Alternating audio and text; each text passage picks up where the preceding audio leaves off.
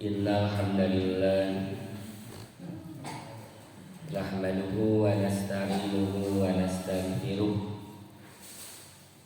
wa na'udzu billahi min syururi anfusina wa min sayyiati a'malina may yahdihillahu fala mudhillalah wa may yudlil fala hadiyalah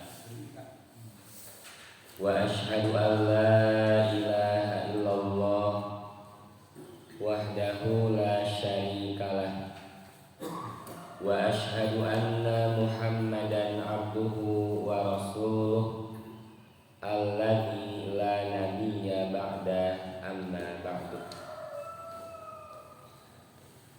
Hadirin ikhwatul iman yang Allah muliakan, alhamdulillah merupakan pujian yang paling pantas terucap dari lisan serta terwujud di dalam amal perbuatan kita, karena atas kudrah dan iradah Allah, atas limpahan rahmat, nikmat dan karunia-Nya kepada kita semua, sampai saat ini kita masih memiliki kemauan serta kemampuan. Masih Allah berikan kesehatan jasmani dan juga kesehatan rohani, sehingga kita bisa terbangun dari istirahat sejenak, lalu kita bisa melangkahkan kaki ke tempat yang mulia, dan sekarang kita bisa duduk di majelis ilmu untuk bersama mengkaji ayat-ayat Al-Quran, mengkaji hadis-hadis Nabi Sallallahu Alaihi Wasallam sebagai petunjuk dari Allah Subhanahu Wa Taala untuk keselamatan hidup kita di dunia sampai selamat di akhirat untuk selamanya. Hadirin jamaah Masjid Al-Amin, pada pertemuan subuh kali ini kita akan melanjutkan kajian tafsir Al-Quran masih di surah An-Naba. Sekarang kita memasuki ayat ke-13. Ayat ke-13.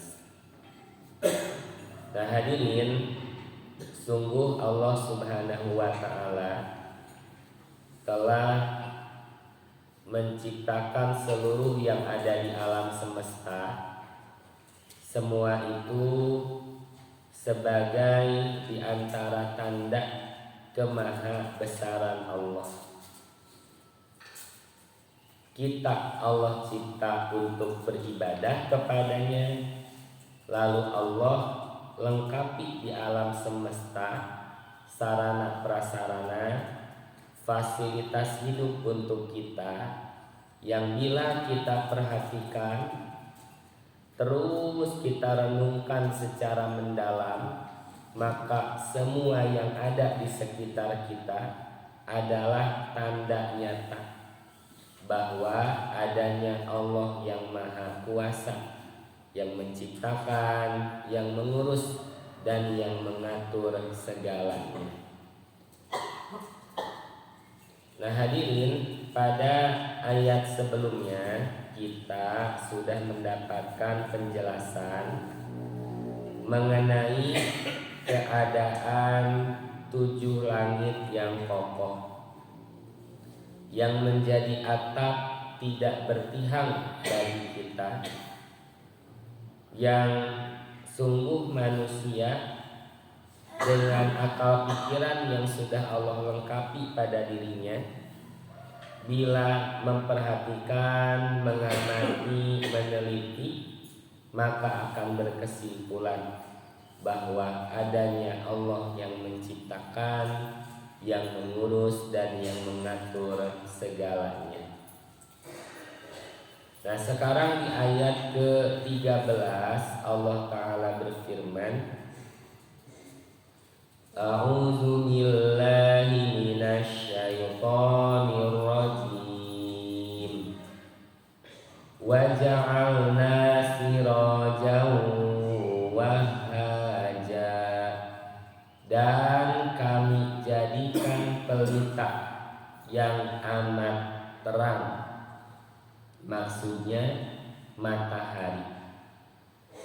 Jadi di atas kita ada langit yang berlapis-lapis. Lalu di langit itu Allah Ta'ala menjadikan pelita yang amat terang. Yang matahari merupakan energi terbesar, yang merupakan tanda suatu kehidupan. Jadi tanpa adanya matahari, maka dipastikan kehidupan tidak akan berjalan. Nanti tanda akan hancurnya alam semesta diantaranya sama jamaah berbicara tentang matahari. Jadi ketika matahari sudah terbit di tempat tenggelamnya, maka disitulah kata Nabi Shallallahu Alaihi Wasallam, amanan nasu kulluhum ajmain, seluruh manusia beriman, semuanya beriman. Tetapi la yanfa'u imanu, imannya sudah tidak bermanfaat. Taubat sudah tidak diterima, iman sudah tidak bermanfaat, karena saat itu sudah akan hancurnya alam semesta. Maka jamaah, Allah Maha Penerima Taubat benar adanya. Sebanyak apapun dosa kita sebagai hamba, bila kita benar-benar mendekatkan diri kepada Allah Ta'ala, maka kita akan menemukan Allah Maha Penerima Taubat. Demikian pula keimanan adalah satu hal yang paling berharga pada diri kita, yang menentukan keselamatan hidup kita. Namun ada masanya taubat sudah tidak lagi diterima, demikian pula iman sudah tidak lagi bermanfaat. Kapan waktu tersebut? Yakni ketika matahari sudah terbit dari tempat tenggelamnya.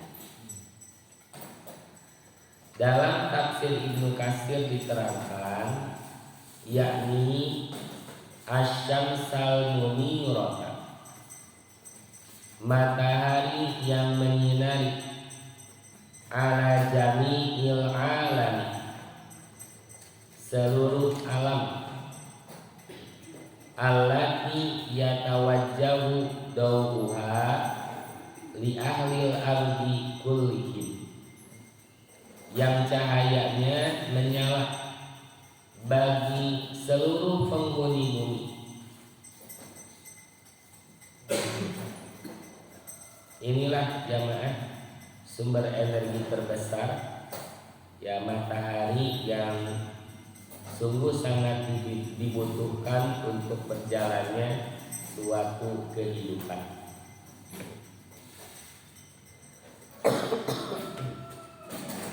Tapi halah Pak, saya ingat Pak.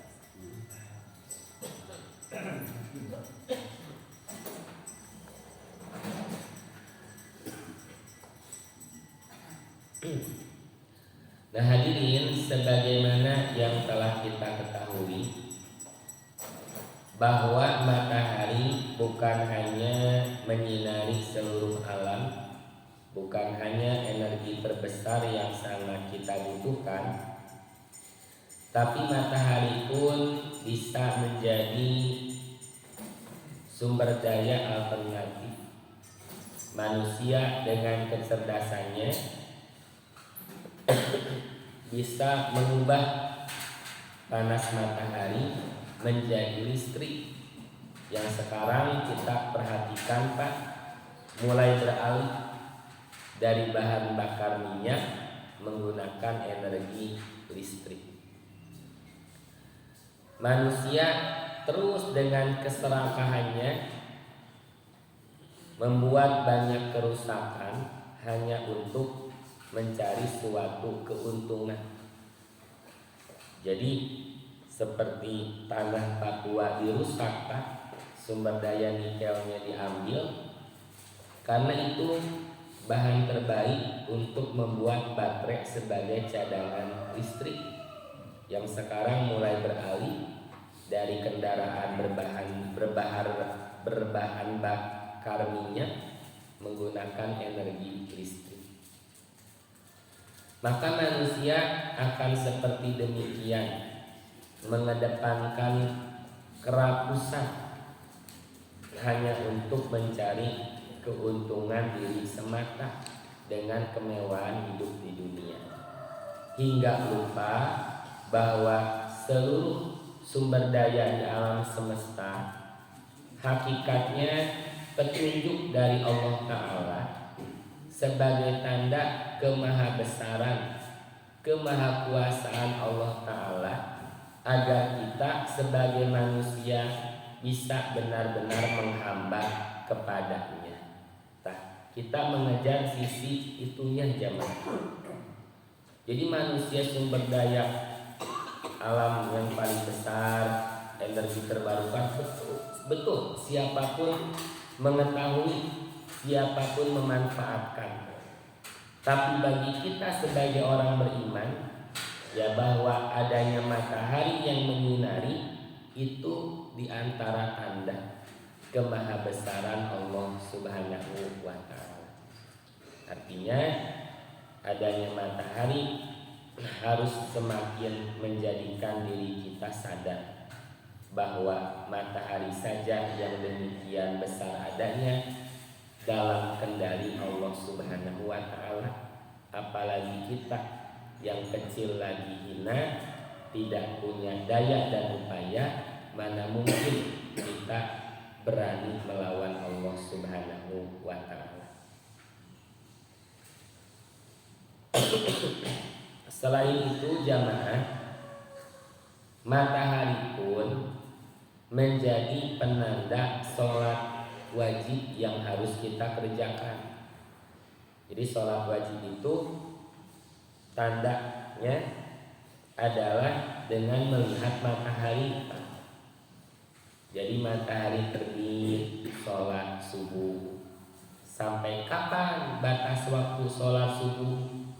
Sampai si matahari terbit dengan lingkaran sempurna.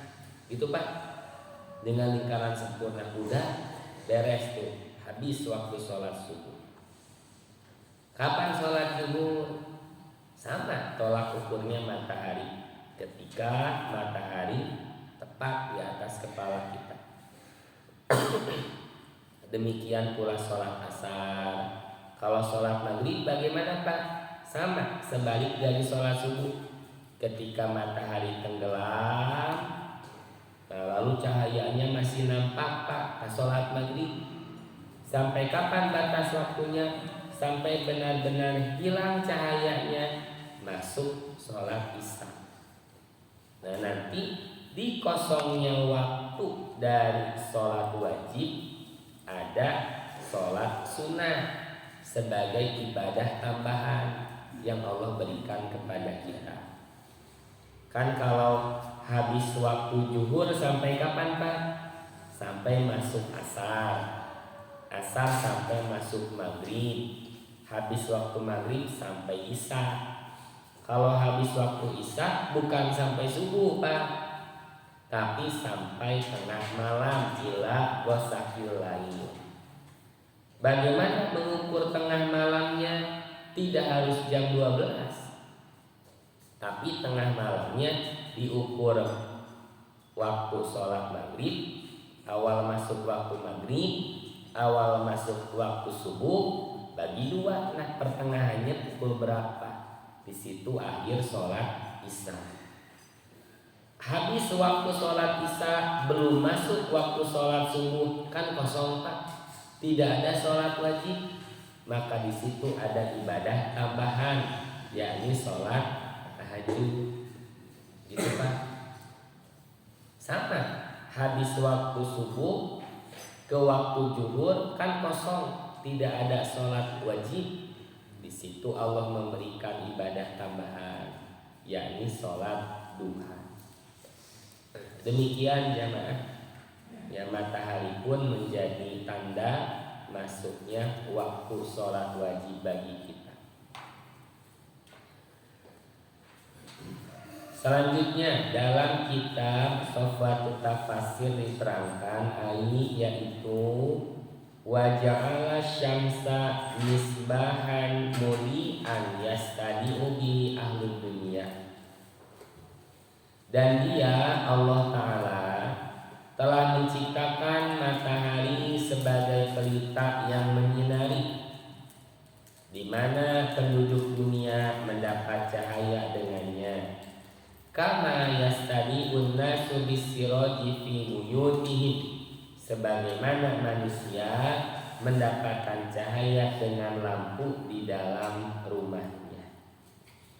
Nah, jadi sungguh jamaah, mata kita bisa melihat bukan hanya karena sehatnya mata kita, tapi karena ada cahaya yang menyinari, dan Allah pun melengkapi itu semua.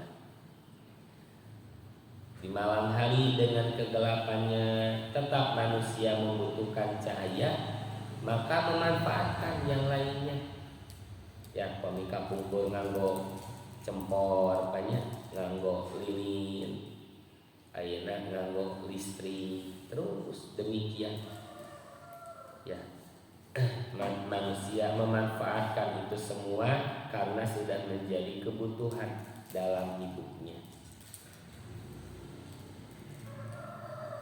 Walama kana nurus syamsi asyadu, ketika cahaya matahari lebih kuat, wa atamu lebih sempurna, wa akmalu dan lebih lengkap, fil intifa'i min nuril qamar, lebih sempurna dan lebih lengkap dalam memberi manfaat dibanding cahaya bulan, maka diungkapkan dari matahari dengan pelita,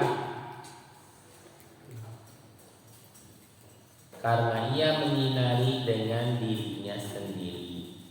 Wa ubira anil qamar bin nur, dan diungkapkan dari bulan dengan cahaya karena ia mengambil cahayanya dari yang lainnya. Dan dikuatkan oleh apa yang telah tetap dalam ilmu falak bahwa cahaya matahari itu anna nur syamsi datiyun fiha, bahwa cahaya matahari itu disebutnya zati, wa nurul qamar ardi, sedangkan cahaya bulan adalah ardi, yang diperoleh dari cahaya matahari. Fasubhana man ahata bi kulli syai'in ilman, maha suci zat yang ilmunya meliputi segala sesuatu. Nah, hadirin ikhwatu iman yang Allah muliakan, seperti halnya mata kita membutuhkan cahaya untuk melihat, maka mata hati pun membutuhkan cahaya untuk menemukan kebenaran, menemukan jalan hidup. Maka disebut pula al ilmu nurun, ilmu itu adalah cahaya. Bahkan Al-Quran yang kita jadikan pedoman hidup disebut pula sebagai cahaya, nurom muniro, sebagai cahaya yang menerangi. Nah, tentu cahaya yang dimaksud adalah untuk mata hati kita. Maka di antara para ulama memberikan penjelasan bahwa bagi setiap manusia memiliki 4 mata. Ainani fi ra'sihi, 2 mata pertama di kepalanya, lidunyahu, ini untuk dunianya. Jadi 2 mata pertama di kepala, ini untuk dunia. Kita bisa melihat, membaca, beraktivitas, dan ini tanpa sadar suatu kenikmatan yang besar. Sekarang kita menganggap ini mata biasa karena sedari kecil kita memilikinya. Tapi jamaah, kita merasa mata sangat berharga ketika fungsinya sudah berkurang atau hilang. Baru di situ manusia sadar betapa mahalnya kenikmatan memiliki mata. Selanjutnya wa ainani fi qalbihi, dua mata lagi ada di hatinya. Ini mah li akhiratihi, untuk akhiratnya. Gitu Pak. Bila kedua mata kepalanya buta sedangkan dua mata hatinya melihat, maka tidak akan membahayakannya sedikit pun. Gitu Pak saudara teh. Artinya dia tetap bisa menerima cahaya Quran, menerima petunjuk Allah, dan mengamalkan dalam kehidupan. Namun sebaliknya, bila kedua mata kepala melihat tapi mata hatinya buta, maka inilah yang berbahaya, yang bisa menyesatkan hidupnya. Seperti yang pernah terjadi pada masa Nabi SAW. Beliau sedang fokus sungguh-sungguh dakwah kepada para pembesar Quraisy. Datang seorang sahabat yang buta mata kepalanya, Ibnu Ummi Maktum namanya. Bertanya, ingin mendapatkan pengajaran. Namun Nabi tidak menghiraukan, karena dianggap kayak deui atuh rada ngagokannya, sedang fokus kepada para pembesar Quraisy. Ternyata Allah menegur Nabi SAW dengan turunnya surah apa Pak? Surah Abasa. Allah berfirman, Bismillahirrahmanirrahim, Abasa wa tawalla. Dia Muhammad bermuka masam dan berpaling. Anja'ahul a'ma, ketika datang kepadanya al-a'ma, seorang yang buta. Nah, ternyata di sini menunjukkan Pak, nih yang bermanfaat Quran itu bagi ini justru yang melihat mata hatinya sekalipun mata kepalanya buta. Tapi mereka yang bisa melihat mata kepalanya, bahkan punya kedudukan dalam urusan dunianya, tetapi buta mata hatinya Pak. Maka seterang apapun penjelasan yang Nabi sampaikan dari cahaya Quran, mereka tidak menerimanya karena buta mata hatinya. Nah gitu jemaah. Nah tapi yang kita butuhkan sungguh yang kedua-duanya. Mata kepala kita alhamdulillah normal adanya, bisa melihat, sok dijadikan ini sebagai perantara untuk menyehatkan pula mata hati kita. Jadi kita melihat ke langit betapa indahnya, betapa luasnya alam semesta, betapa kuasanya ciptaan Allah Ta'ala, banyak yang di luar jangkauan kemampuan kita. Itu harus menjadi penanda Allah Maha Besar, Allah Maha Kuasa. Kita harus benar-benar menghamba kepadanya. Terus Surah Yunus ayat 5.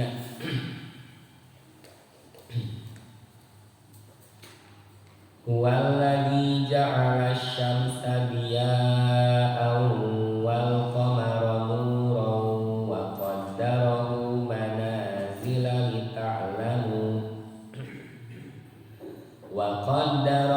manazila lita'lamu adadas sinina wal hisab.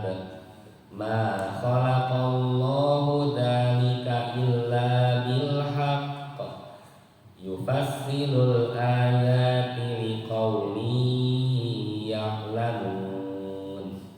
Dialah Allah yang menjadikan matahari bersinar dan bulan bercahaya, dan ditetapkannya manzilah tempat-tempat bagi perjalanan bulan itu. Orbit Pak kalau bahasa lain, jadi tempat jalur-jalur bagi seluruh yang ada di tata surya itu. Tujuannya apa? Ada manzilah-manzilah tersebut. Lita'lamu adadas sinina wal hisab, supaya kamu mengetahui bilangan tahun dan perhitungan waktu. Jadi bilangan tahun patokannya bulan, kan gitu Pak. Seperti ibadah saum wajib di bulan Ramadan, ibadah saum di pertengahan bulan Ayyamul Bid, ibadah haji, nah itu kan melihatnya bulan. Dan perhitungan waktu, itu matahari, penanda waktu sholat sudah tiba. Jadi tujuannya itu. Jadi Allah menciptakan langit, bulan, ada manzilah-manzilahnya, lita'lamu adada sinina wal hisab, supaya kamu mengetahui bilangan tahun dan perhitungan waktu.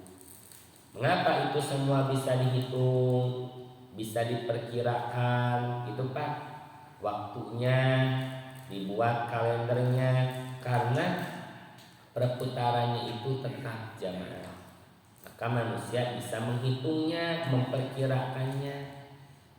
Ini menunjukkan betapa makhluk-makhluk ciptaan Allah di tata surya itu besar Pak, ukurannya, besar kekuatannya, namun taat kepada penciptanya. Semuanya berjalan, beredar, berputar di garis edar atau orbitnya masing-masing. Terbayang Pak, kalau misalnya perjalanan atau perputarannya melambat, apa yang terjadi? Bapak tetos tabun 7, nah hanya poe kene kasiangan gitu matahari teh tidak ada. Wah ya jalmi kasiangan gitu ya. Kalau semakin mendekat Pak kepada matahari tempat kita tinggal ini bumi, maka suhunya lebih panas. Dan sekarang ini posisi yang planet kita katanya rada ngajauh Pak. Apa yang terjadi? Tiris apa nanya? Nah ini teh menjauhnya ya masih dalam orbit yang Allah tetapkan Pak. Kalau jauh pisan wah jika natos sudah tidak bisa berjalan kehidupan zaman. Jadi mereka saja taat kepada aturan yang Allah tetapkan. Ya orang manusia yang kecil lagi hina, tidak punya daya apa-apa, berani melawan Allah Subhanahu wa ta'ala. Begitu Pak, kedana isin atuh ku matahari, malu aku kepada bumi yang tempat kita berpijak. Mereka saja taat kepada Allah Ta'ala, mereka senantiasa bertasbih Pak.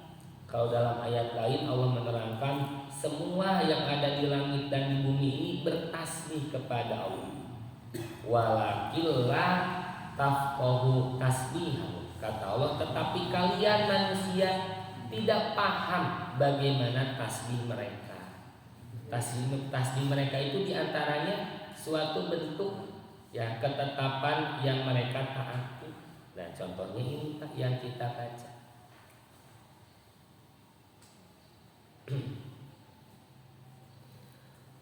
Ma khalaqallahu dzalika illa bil haqq. Allah tidak menciptakan yang demikian itu melainkan dengan al-haq, kebenaran. Nanti al-haq itu kebenaran yang dimaksud, yang menuntun kita agar benar-benar menyembah Allah Subhanahu wa ta'ala. Dia Allah menjelaskan tanda-tanda kebesarannya kepada orang-orang yang mengetahui, orang-orang yang ingin belajar, orang-orang yang ingin mendapatkan petunjuk. Selanjutnya jemaah, ayat ke-14. Wa anzalna minal muqsirati ma'an sajjaja, dan kami turunkan dari awan air yang banyak tercurah. Tadi mataharinya, sekarang airnya, sama sumber kehidupan bagi kita. Kita lihat tafsirnya Al-Muqsirat. Qala Al-Farra berkata, hiya as-sahabu allati tatahallabu bil matar. Dia adalah awan mendung yang akan bercucuran hujan. Tetapi lam yumtir, belum menurunkan hujan. Ya, baru akan gitu. Ya. Makanya disebutnya awan yang mendung. Kama yuqamu, sebagaimana dikatakan imro'atun muksirun, seorang perempuan yang muksir. Maksudnya ida dana haiduha walam yahid, yaitu bila haidnya telah dekat sedangkan ia belum pernah haid. Lupa.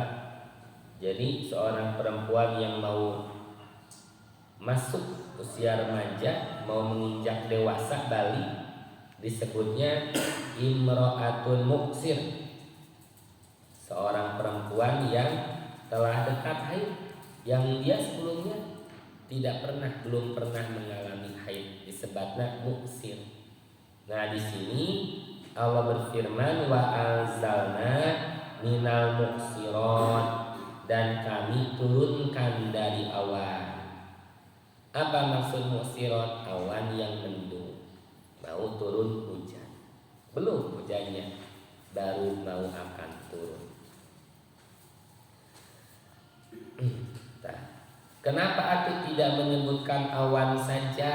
Nah, ini Pak, indahnya bahasa Quran, menunjukkan bahwa awan mendung akan turunnya hujan merupakan kabar gembira bagi manusia, bagi tumbuhan, bagi tanah, bagi seluruh yang ada di muka bumi, karena turunnya hujan menjadi sumber kehidupan. Itu Pak. Mantap. Orang kedah ngadoa Allahumma shayyiban nafi'an. Dan jangan pernah mencaci, mencerca hujan atau panasnya matahari. Cik diberi panas, Allah teh mengeluh, meni panasnya hujan deui cik atuh kumaha jeung Allah yang kumaha segala teh berkeluh kesah we kitu nya. Eta Pak al-muksiron, menunjukkan yang dinanti, kabar gembira dengan turunnya hujan. Dak sanes gembira cenah abdi mah da kalaka banjir, eta teh sanes salah hujan. Ya. Tapi manusianya yang merusak tatanan alam semesta. Ya. Sajaja artinya syadidul insibabi, turun dengan lebat dan kuat, tarikan gitu Pak, tarik ya. Bapak kanu motor banyak ditutup kaca helm, teka tinggali jalan, dibuka peres gitu banyak kan hujan. Ada tuh sajaja namanya juga, artinya turun dengan lebat atau kuat Pak, ketika peres gitu ya. Malihan kadang kajantenan masih batu es ya nih Pak, pernah Bapak ngalaman? Nah gitu ya. Jadi belum sempurna pencairannya, masih dalam bentuk seperti kerikil batu-batu es. Yang dikatakan yuqalu seperti dikatakan saja idza sala bi kasratin, saja bila mengalir dengan banyak. Nah itu hujannya gitu Pak, tadi di atas kita mataharinya, lalu hujannya, dan turunnya hujan pun ada kaitannya dengan matahari Pak ya. Seperti kita pernah belajar siklus hujan, kan adanya hujan teh dimulai dengan panas matahari yang menyebabkan air di bumi teh kaangkat ya nih Pak, disimpan di awan, ya didorong oleh angin, turun hujan tuh gerakannya. Kan eta teh diajarkeun pakataliti oleh manusia, tapi cuma sampai di situ. Lupa ada yang mengaturnya, yaitu Allah Subhanahu wa ta'ala. Sekarang keadaan di buminya setelah menerima air hujan bagaimana?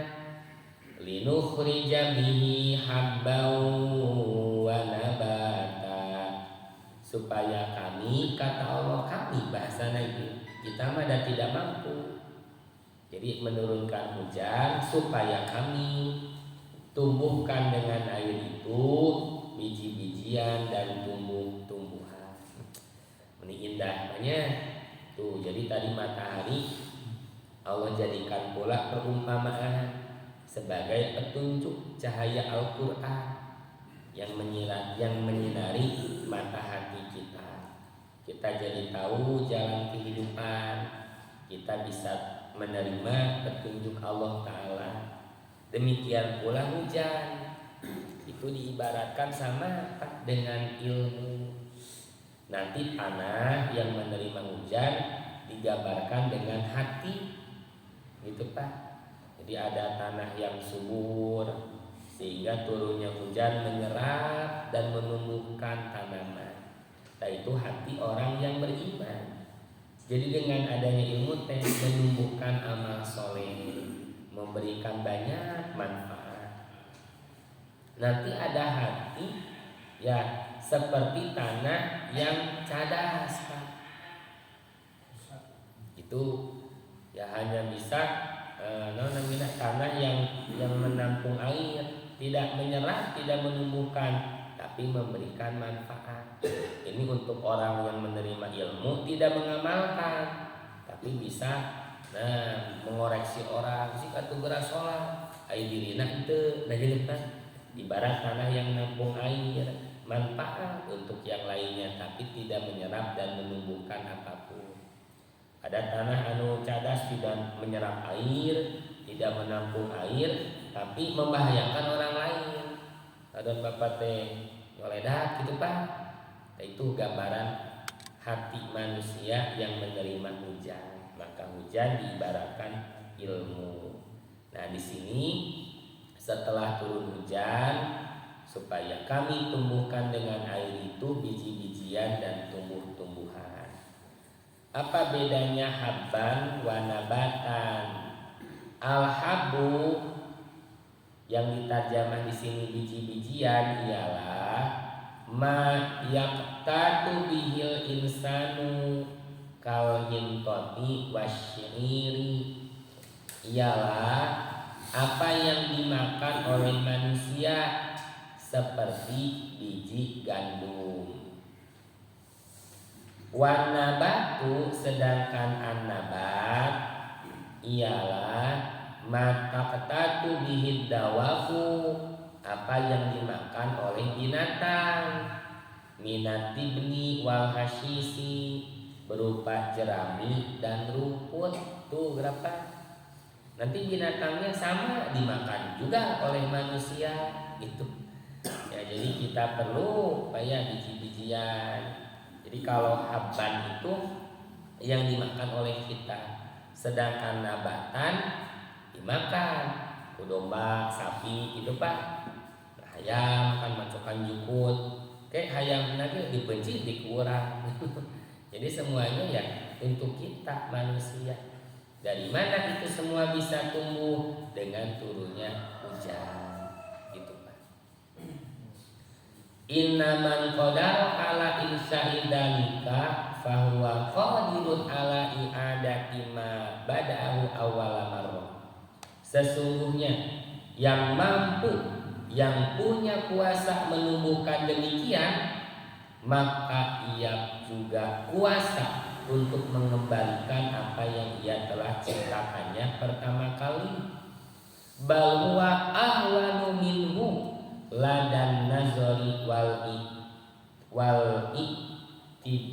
tibatari, bahkan itu lebih mudah daripadanya menurut penglihatan dan pertimbangan. Jadi bila menumbuhkan segala sesuatu di bumi saja mudah Allah melakukannya, apalagi menciptakan kembali manusia setelah matinya. Ini yang tidak diimani Pak oleh mereka orang-orang kafir. Ya, Allah merinci segala bentuk kuasa di alam semesta sebagai tanda kebesaran Allah Ta'ala yang mudah bagi Allah mengembalikan kita lagi setelah matinya, menghidupkan kita lagi untuk kehidupan yang sebenar-benarnya. Wajannatin alfafa, dan kebun-kebun yang lebat, jadi habban, biji-bijian, nabatan, tumbuh-tumbuhan, selanjutnya kebun-kebun yang lebat. Wabasatina wahadaiqo data bahjatin wa aksonin multafitin ala ba'diha, dan kebun-kebun yang memiliki keindahan dan dahan-dahan pohon yang melilit atas sebagiannya, dan buah-buahan yang mutanawiatin, yang beraneka macam warna-warnanya, yang berbeda-beda rasa dan wanginya yang berlainan. Sok Bapak prakoskeun Bapak eta buah-buahan dari warnanya, dari rasanya, eta terong banyak saha nu ngamplas eta Pak Lugika herang kitu terong Pak. Sapetanina anu ngamplas eta terong ukur melak banyak, ukur manis ya.